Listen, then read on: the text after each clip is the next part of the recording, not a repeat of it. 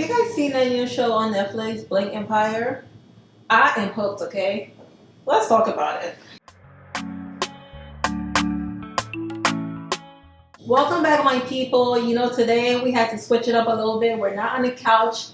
I had to get dressed up in my nice dress, put some jewelry up, put my bling on, because we're talking about Bling Empire, my new guilty obsession, okay? So I don't know if you've seen it or where you've been, but they've been trending. So I heard about it and I was like, all right, I have to watch this. So I spent all weekend binging it. It's not even that long. It's like 8 episodes and they're like 40-minute long episodes. So it's basically about a group of really rich agents living in Los Angeles and just their fabulous, over the top life. Now, I'm not going to go episode by episode. I'm just going to do like an overall of the season, talking about like the main characters. So we start, I think the first person we meet is Kevin. So Kevin's supposed to be like the commoner of the group, the everyday person. We learned that he was adopted. He lived in Philly. He moved to LA, and that's where he meets King, who I'll introduce next. So Kevin's storyline was that at first I thought he didn't have a storyline, to be honest, because all he was doing was riding around his skateboard. That's another thing. I was like, did he have a car? Because every scene was him like pulling up to someone's house on a skateboard, pulling up to a restaurant on a skateboard. So anyways, his storyline was that I think he wanted to find his biological parents because, like I said, he was adopted. So his mom flies out to LA to meet him in one episode. And she didn't really have much information to give him, but she did support, his goal to find his biological parent. So he like tries to get information on his biological parents from the hospital and the agency that did the adoption, but they didn't really have much to give him. And I think the only thing he ended up finding out was that he was from Korea. But yeah, I like Kevin for the most part, except for when he started like having the crush on Kelly and kind of pushing up on her a little bit. Because to me, he would just be a little bit too thirsty. And he ended up like taking her out on this date to salsa dance. And at the end of the date, like he was just trying to like kiss her. And it was so funny because every time he would like lean in, she would be like she would turn her cheek and everything. And he was like still trying. And he just would not get the hint that she didn't like him like that. And then she didn't like friend zone him. She like family zoned him. She was like, you're like a brother to me. I don't see it for you like that, basically. So fall back. So that was Kevin's story. Then next we meet King. King was like, for me, King was the glue of the group because he was friends with like everybody. And he didn't really have a storyline, but he was like integrated into like everybody else's storyline.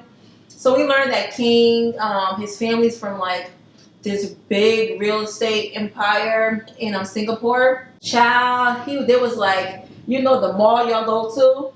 Well, my family owns those malls. I'm like, yes, come to King. We see King, his fancy apartment, child. I think one episode, Kevin was over there and he was talking about how he like bought one pair of underwear for like what? Like $200. It was boxers, like just like simple boxers for $200. Like that was King. And I don't know, like to me his like face was a little funny. Like his cheeks were like a little bit too high. So I don't know if he got like surgery on his face or got like fillers put in his face, but his face always just looked really tight. Like he couldn't smile fully. I think the only other interesting thing that we learned was his friendship with another character on the show named Cherie. And when like she was going through the whole phase with her mom had cancer. Like he was really there for her. He would go to the hospital with her. He would visit her mom and help her take care of her mom. So that was sweet. Yeah, he was just like a really nice person. He was just like in and out of everybody's story, but he didn't really have a storyline of his own. So next we meet Christine. At first I thought I was gonna like Christine, but I didn't like her. She was just doing too much. She was over the top. So we meet her, and she's married to Dr. Gabriel. He's a plastic surgeon. Gabriel comes from like a long line of royalty, and that if they were still doing those things nowadays, like he would be an emperor. And then their son, she has a son, Baby G, who was like the cutest, chubbiest little fat thing. Little G, Baby G would be like a prince. We learned that his family doesn't really see it for her. Well, for one, because she took like 11 years to have an heir for them because she had like infertility issues. Well, we thought it was her that had an infertility issue. But come to find out, child, it was Dr. Gabriel that had the infertility issues. But he didn't say anything to his family, so they thought it was her. And she talked about one instance where she would go to family gatherings and they would make her sit at the kids' table and make her wash all the dishes afterwards.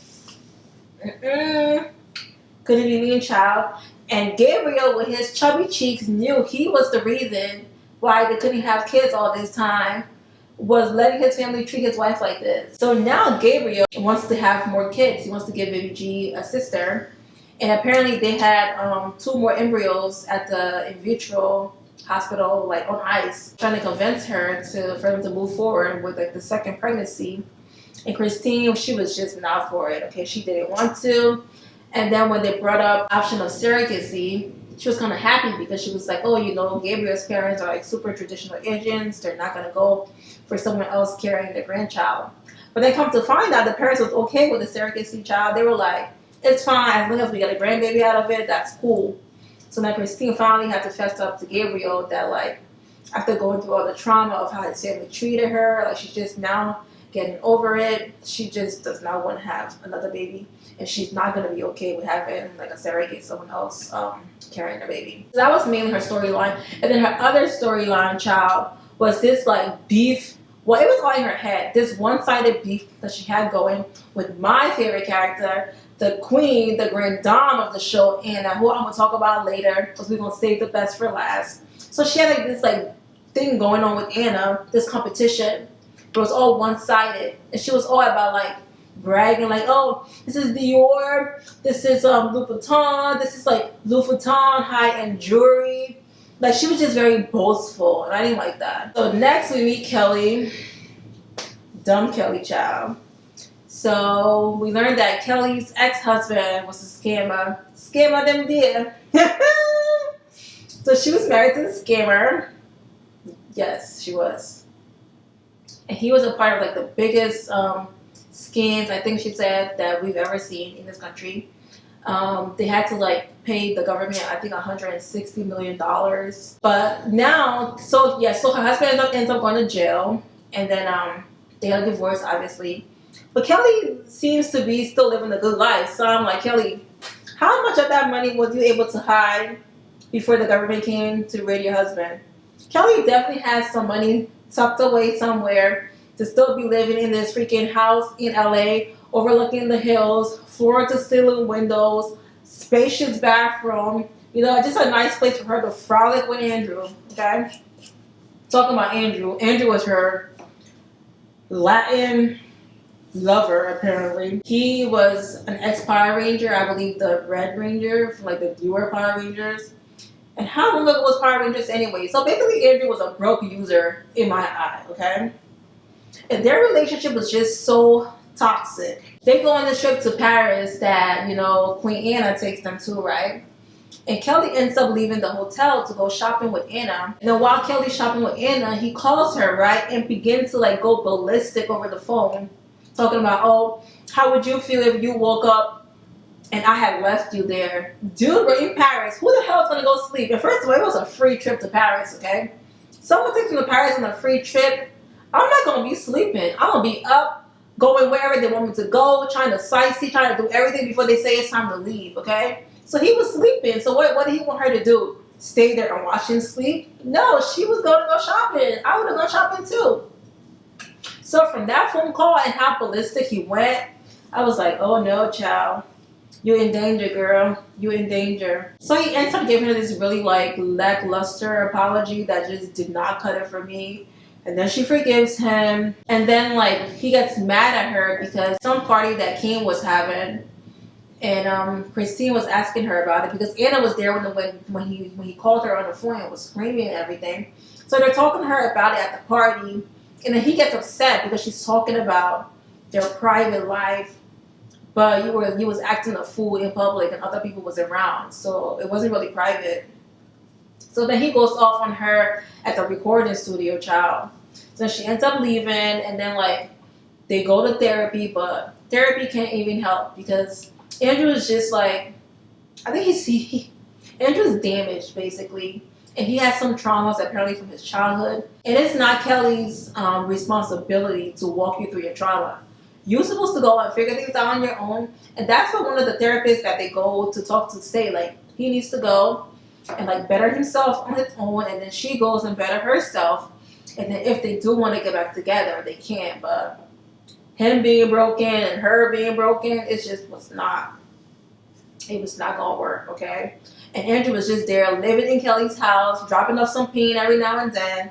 But he was really trying to, you know, use her up for all the little money she was able to steal from her ex-husband. And it was really funny because in one of Anna's confessionals, she was like, you know what, Kelly, there is no pain that good. And Anna, I agree.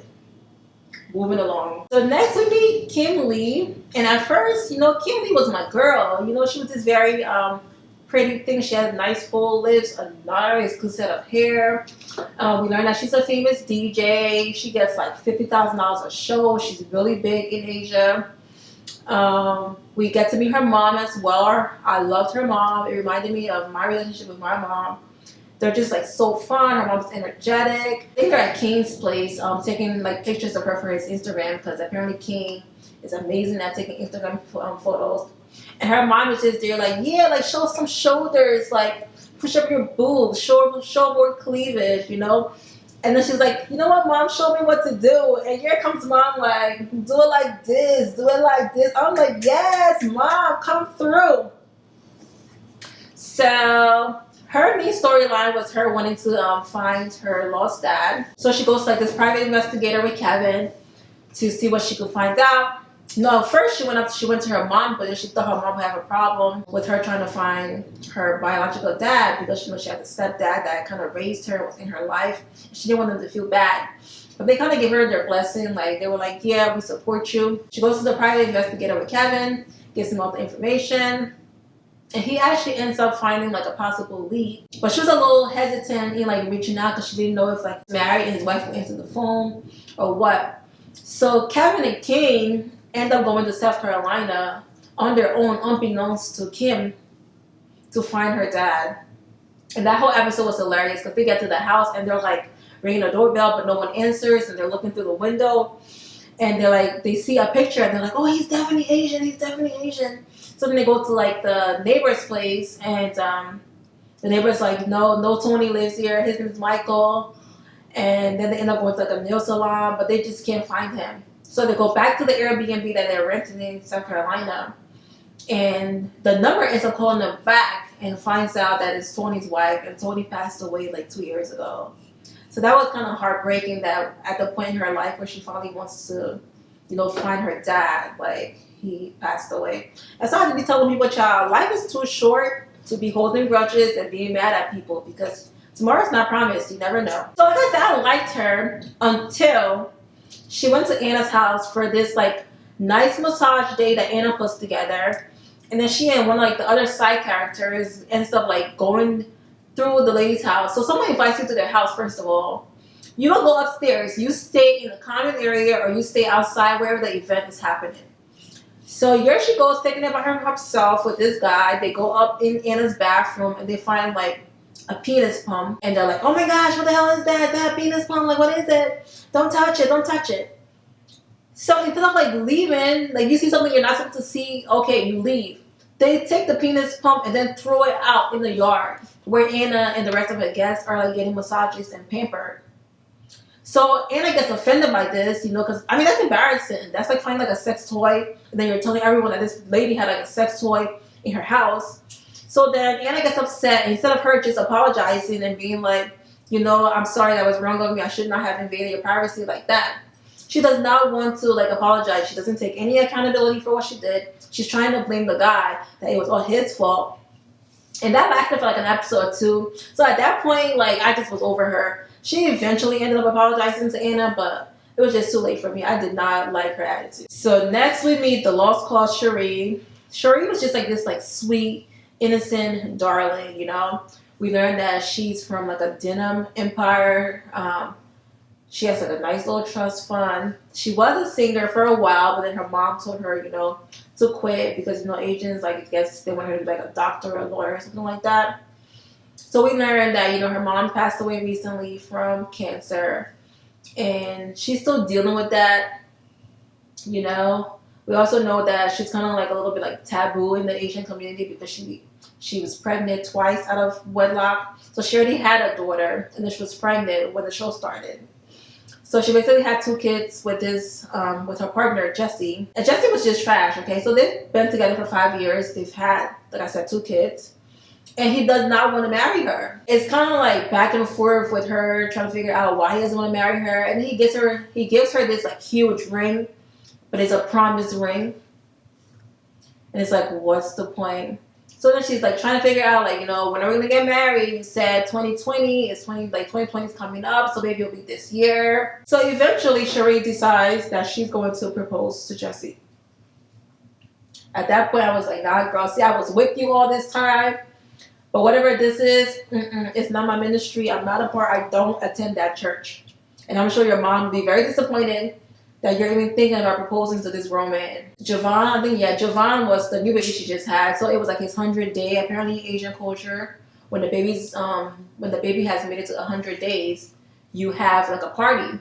So they have this like huge party, everyone attends, and she ends up giving a speech, and then she proposes to Jesse. And just the look on his face, I think he wanted to run off the stage. He was kind of shocked, and then eventually he was like, oh, of course, it'll be my honor to marry you. I can't think of nothing better that I want to do in this world but to be with you. So why you want to ask her to marry you all this time? Yeah, I ain't like that. So finally, and last but not least, we meet my favorite, my girl, okay? We meet Anna, okay? So Anna is Russian and Asian, and we learned that her dad has a weapon empire. So he builds like tanks, and he sells like, I don't know, like lots of weapons apparently to all kinds of people. So Anna is rich, okay? Anna got the coins. Tony Stark. Her dad's basically like Tony Stark. Yeah, he's the Tony Stark of the weapons industry, child. So Anna's very eccentric. I think the first scene which we meet her, she's like knocking out a wall in her closet, like just like willy-nilly, like I don't care. I'm damaging my house. Someone's gonna come and fix it or whatever. She's just very eccentric, and she doesn't really have a storyline. Anna's storyline was to just throw lavish parties, give her friends nice things, and just have a good time, okay? There was the scene where Anna invites Kelly over for her birthday, I believe. And she's like, oh, I want to take you to my favorite restaurant. So I'm thinking like, oh, you know what? Nice Cali restaurant they're about to go to so I can, go there on my next Cali trip. Bro, next thing I know, I see them on a private jet. Anna said her favorite restaurant is in Paris. So they got to fly to Paris, child. At that point, I was like, you know what? I need a new set of friends. Because my friend never invited me to go to Paris just for lunch. So they hop on this plane, and Anna's like, I want to be a flight attendant for today, because apparently her dad said she never had a work child. So Anna gets all dressed up in her nice flight attendant outfit, and she's just, joking around and everything. And then when they're in Paris, she gives Kelly, while they're in Paris, they go shopping. And they close down the stores for Anna. Anna's just like buying things like you're in the dollar store, child. She's like, I want this, I want that. And she ends up buying Kelly this beautiful diamond friendship ring. Anna, I'm here. I'm available, I can be your friend. I want to be your friend. Call me, girl. So we also see Anna's French bestie. So he comes and spends some time with her. She throws him a birthday party and gives him a diamond bracelet too, child. I'm just like, diamonds for you, diamonds for you. My wrist is empty. I want a diamond bracelet too, Anna. So yeah, Anna's just fun. We see her like rolling down Rodeo Drive on a scooter. Like, for someone to be as rich as she is, she does not take herself seriously. I think one of the things she kept saying throughout the show was that, don't be impressed by all of this because it could be going like that. So have humility and, and just genuinely live and like extend your hand out to other people. There's even one episode where she invites Kevin over, and she has like a personal shopper from Dior come and like bring all this stuff. And she's like, oh yeah, just take whatever you want, whatever you want. I got it. And then King ends up telling Kevin that Anna might have been testing him to see, if he was really there for her true friendship or if he was just there because she had money. So he decides to take the shoes back, the clothes that she got for him back to her house. And she's just like, you want me to take it back? Like, what are you doing here? Like, I don't want it back. Like, I did it out of the goodness of my heart. I didn't do it to test you. Like, I'm not testing you, you know? And I think that's one of the reasons why she and Christine didn't get along, because Anna was the grand dame. Anna grew up in wealth. So Anna wasn't impressed by wealth. She didn't have to take the wealth and put it on her head like, oh, this is like $1 million worth of jewelry on my arm, or I'm wearing this designer or that designer, versus Christine, who married into the wealth, and now, you know, it's like new money. And it's like, girl, I've been doing this. I grew up with this. I don't have to compete with you, you know? So yeah, Bling Empire was just so good. I really enjoyed it. I hope to get renewed for season 2, because I will definitely be watching. And a girl, call me.